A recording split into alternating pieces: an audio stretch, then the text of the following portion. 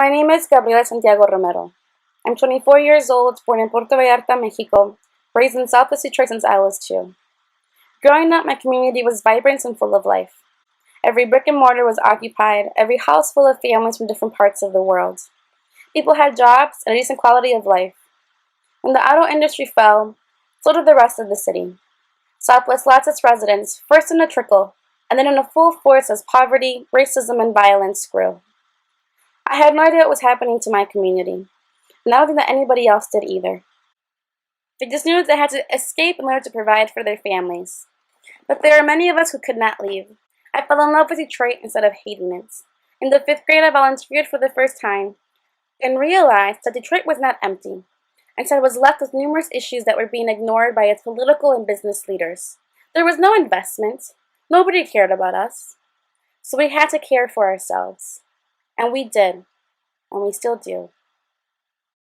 I joined Challenge Detroit because the idea of working with young, smart, hardworking people who want to help the city was ideal. As someone who has worked for numerous nonprofits already, consulting for others and creating deliverables for them to use to further their mission is fulfilling work. But there is still so much more that needs to be done. My experience with Challenge Detroit has been eye-opening and humbling. I left my full-time job with Alternatives for Girls to join the Detroit Lions Community Relations team and helped leverage our Living for the City brand to invest in communities in Michigan.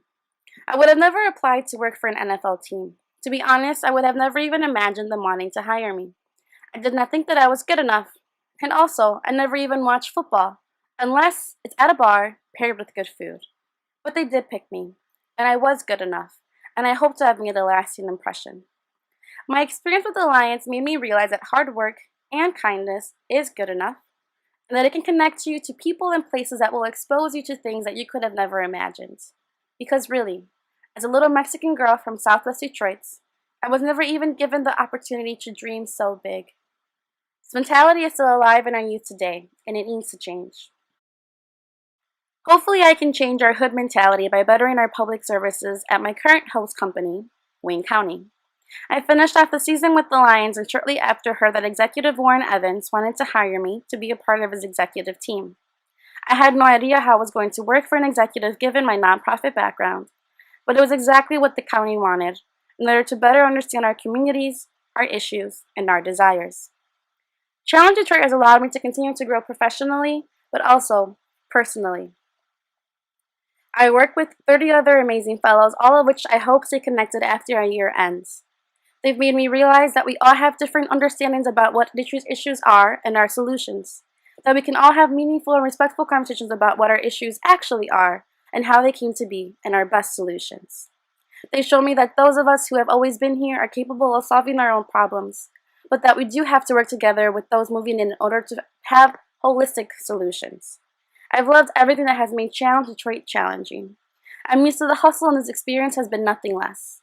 My hope for the program is that it continues to grow and attract young professionals who are passionate about the city and the people living here.